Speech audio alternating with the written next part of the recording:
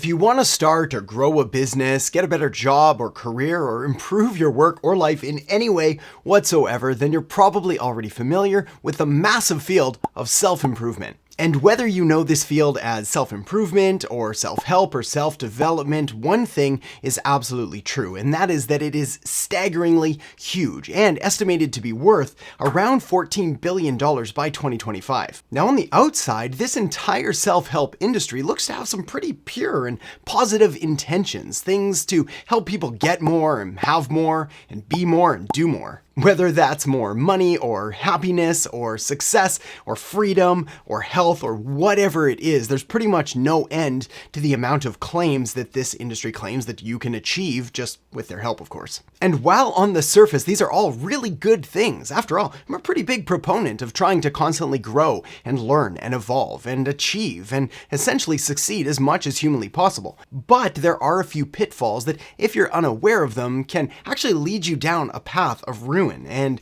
misery and despair. So as a self-confessed personal development or self-improvement, addict really, I'm here today to help warn you about some of the traps and some of the pitfalls that are especially common among the business and entrepreneurial community. And I'd like to offer up some alternatives that can help you not only avoid some of the negative aspects and pitfalls that many people fall prey to, but also how to get all of the positive aspects of this self-improvement industry without all of those negative things that you're really desperately trying to avoid. That's the point of this haul in the first place. So here's the truth and the reality of what's actually going on. The first thing that you need to accept is the fact that no matter what you're trying to achieve, whether that's better results in your business or in your personal life or in your career, or more health or happiness or fitness or whatever it is, the reality is it's going to be hard. There's an expression that we use in marketing, which is that if you want it to sell, make it fast, easy, and cheap. And so they did, with countless book titles and seminars and programs and courses all promising to show you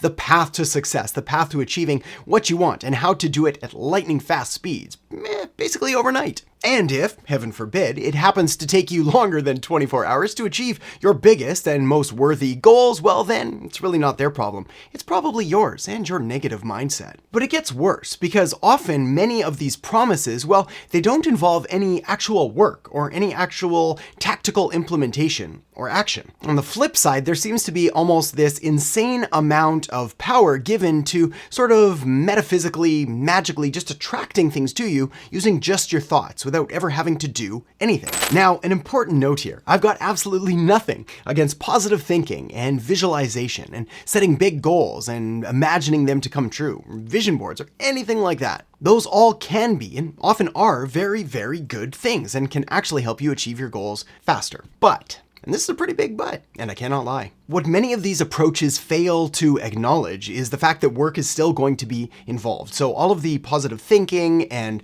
goal setting and all of that is pretty much useless if you don't actually get to work and take action. Also, whether you choose to approach this field from a more spiritual or a more scientific aspect, it doesn't really matter to me, you do you. But I find it can be helpful to understand some of the scientific principles that are taking place that actually allow a lot of these things to sort of have the results and have the success and deliver the results that you're actually after. For example, one of the most common and widely accepted self-help doctrines in the entire world is that of the law of attraction. Now, whether you choose to accept it on a spiritual level, that's just fine. But if you want a more scientific explanation, science has proven time and time again that one of the most powerful aspects behind the law of attraction has to do with the reticular activating system, or the RAS. The RAS essentially acts as a mental filter that allows you to recognize things that you may not have noticed before. For example, let's say that you've got on your vision board that you want to buy some kind of car, this red car. The red car, a classic. Well, when you start to sort of align yourself with this goal and start to visualize yourself owning a red car, funny enough, you're going to start to see red cars everywhere. And it's not like you just manifested tons of red cars out of thin air. I mean, they've always been there before, but your brain is more acutely tuned in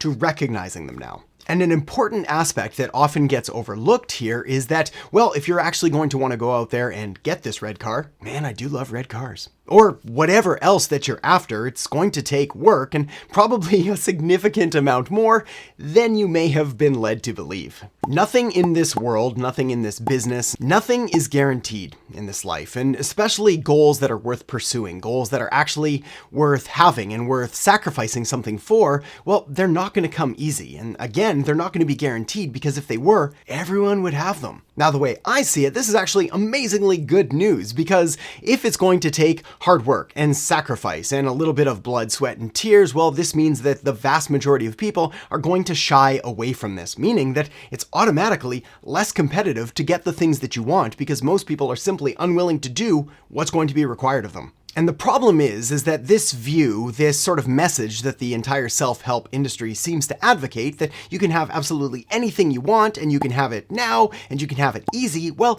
it does way more harm than good, because it's not true. Yes, you can have pretty much anything you want, but probably not everything. And yes, you can achieve probably your biggest and most ambitious goals, but it's going to take time. It's going to take some work. And as much as I hate the word, it's going to take some patience. And so if you've followed any kind of self-help or self-development for any length of time, you've read the books, you've taken the steps, and you've not achieved what you've been told that you could achieve in a short and possibly unrealistic time frame, well, you start to blame the system, and worse, you may even start to blame yourself. That's not healthy. And this is what sadly leads a lot of people to lives of frustration and despair and discouragement and a whole new level of self-loathing that should really just never have existed in the first place. People blame themselves for not achieving these almost impossible goals in these almost impossibly short time frames, and again start to really doubt themselves and their abilities and give up on their dreams and their goals prematurely. And it's tragic, because the reality is there was nothing wrong with these people and there was nothing wrong with their goals. They probably just needed to work a little bit harder for a little bit longer. But I appreciate that is probably the worst self-help book ever. It's going to sell pretty much 0 copies.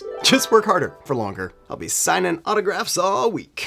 Now, if you're one of the people that already understands this, then that's fantastic. We've got that obstacle pretty much taken care of. But this leads us into the next problem, which is, well, if we've got these goals and we understand that we want to achieve them, we want to grow, we want to get better, well, most people then start to fall into some kind of a success routine. Again, on the surface, this sounds like a very, very good thing. And it can be. I absolutely love my morning routine, and it helps to get me in the right headspace, make sure that I've done some exercising and gone over some of the things I'm grateful for and planned and structured my day to get the absolute best out of it. But it can also sometimes lead to the dogmatic prescribing of ritualistic behaviors, all based around a set of actions that are often cleverly disguised as a helpful and productive morning routine. Basically, when you become overly reliant on any given routine or ritual or habit or structure or anything like that, it becomes hard to operate when something interrupts or threatens that routine. Put another way, the very routine that you use to create success can often become a constraint that prevents you from getting to the next level. For example, I know a number of incredibly high-performing individuals who on the outside look like they pretty much have everything completely figured out and absolutely 100% dialed in. But the problem that anything interrupts or provides some kind of a hiccup to their routine, well, their productivity, their ability to achieve, their ability to get work done pretty much gets tossed right out the window. In other words, in order for them to reach and then maintain a peak state of productivity, everything needs to be perfect. They need to wake up at the exact same time. They need uninterrupted morning time in order to read and reflect and journal and meditate and a million other things. And they need their food to be a certain way, their clothes to be a certain way, even the temperature in the room to be absolutely perfect. And there are some glaringly obvious problems with this approach. First, it's rare, if not completely impossible, for things to be this perfect and this structured all of the time, especially if you have kids or are in some kind of a relationship with another person who also has things they probably need to get done. So by setting these kind of high expectations on yourself to have this perfect, uninterrupted morning routine, well, you're already setting yourself up for failure before you've even begun. Next, and more importantly, often these routines are nothing more than an exercise in active procrastination. This is where you spend so much time getting ready, or so much time getting ready to get ready, that by the time you actually get to work, well, you've already wasted 1, 2, 3, maybe even 4 hours of your day. That's why one of the best things that you can do doesn't involve any kind of self-help self-help or self-development book or schedule or routine or anything like that. Something I like to call the anti-routine routine. Now, this approach is something that I've adopted and incorporated, and something I learned from Craig Ballantyne and his Millionaire Morning Routine. Here's the deal. It's not fancy, but it works. And on the plus side, it's a far more productive alternative to most of the incredibly exhausting routines that are being suggested today. Here's a quick clip of Craig talking about it now. So many people spend so much time. It's like a 90-minute routine. It's a waste. You need to be like the farm boy. And I know because I grew up on a farm and I learned this lesson. When you are a farmer, you get up and you go to work right away because the cows need to eat. Now, you probably don't have cows, but that still doesn't get rid of the fact that one of the best things you can do is simply to get up, get to work, and get things done right away. In fact, this is one of the key ways that I'm able to take so many vacations with my family and just simply wake up a little bit earlier, get straight to work, and get more done in that short time before they wake up than most people do in their entire day, maybe their entire week. Now, the kicker here is that, yes, you do need to wake up early, but it's kind of an easy sacrifice. I mean, again, achieving the goals that you want to do and sort of living the best life that you know you're capable of and fulfilling your potential and all of that, it's going to take sacrifice. And I find that waking up just a little bit earlier is an easy way to do it. Of course, one of the keys to making this happen, and one of the keys to making sure that those 3 to 4 hours of work that are done first thing in the morning are of the utmost value and are the most productive possible, comes down to the next step, which is all about planning and preparing. Or, as I like to say it, plan, prepare, produce. There's a famous quote by Abraham Lincoln that says, "If I had 8 hours to chop down a tree, I'd spend the first 6 sharpening my axe." And while my work doesn't involve chopping down trees, just like it doesn't involve feeding any cows, well, the principle still applies. You see, when it comes to getting things done and doing it effectively and efficiently, one of the biggest thieves of your time comes down to task switching. In fact, studies have shown that task switching, or multitasking, or switching between tasks, can waste up to 40% of your productive time. Now, for the average person in a standard 8-hour day, this means that they're only getting about 4.8 hours of productive work done. Which means if you're focused enough, if you plan ahead, if you prepare for the work that you're about to do, you can almost cut your workday completely in half and still experience basically no negative outcomes whatsoever. But it gets even better, because those wasted hours, well, they're not just unproductive, they're typically counterproductive. That is to say that they're not neutral, they're actually dragging you back. This is because they deplete your motivation, your energy, your willpower, and your self-confidence. Every time you get distracted, every time you do something that is making you less productive or less efficient, you're essentially casting a vote for that kind of behavior or habit or attitude. The solution here is fortunately really simple. All you need to do is take out a pen and some paper and plan ahead your most important tasks for the next day. That way, when you wake up, well, you can just get to work and dive right in. You already know exactly what you need to do. Because, like I've already mentioned, probably a whole lot, it's going to take some work, and a whole lot of it. Especially if your goals are actually worth having, actually worth achieving. On the bright side, there actually are some really good tactical implementation strategies and gurus out there that can help you with the get work done stage. People like Tiago Forte, who has a program called Building a Second Brain, which is all about sort of personal knowledge management, or PKM. Also, a trusty old standby is David Allen's GTD, or Getting Things Done framework and methodology. And even though this next one has been around forever, well, I just keep coming back to it, and it's pretty much how I run and how I organize and manage my entire life, and that is the 80-20 rule, or Pareto's principle, which essentially just states that 80% of your outcomes are going to come from just 20% of your efforts. So your goal is always to try to identify and then focus on those 20% of things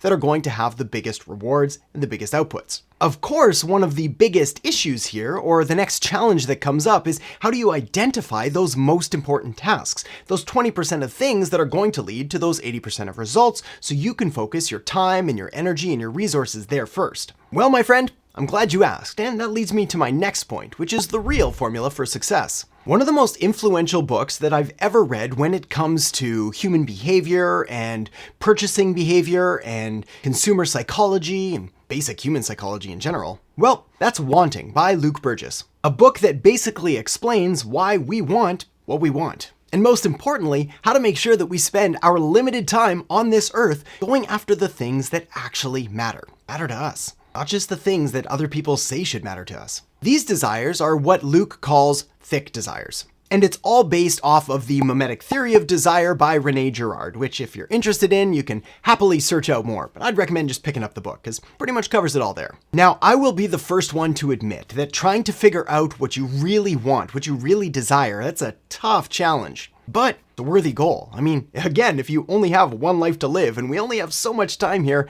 doesn't it make sense to put a little bit of time and a little bit of thought into really figuring out what matters to you? Because something that I realized very early on in my career was there is no value in winning if the game doesn't matter to you. So find a game worth playing and then work really hard to win. And if one of those games that you have deemed important and that you would like to win has to do with business, well then the next thing you're going to want to do is check out the video that I've got linked up right here, which is going to show you step by step how I built a complete marketing strategy from scratch. So make sure to check it out now, and I'll see you in the next video. And the better you understand your market, the better you understand your customers, your clients, the people you're trying to serve, the better your business is going to do.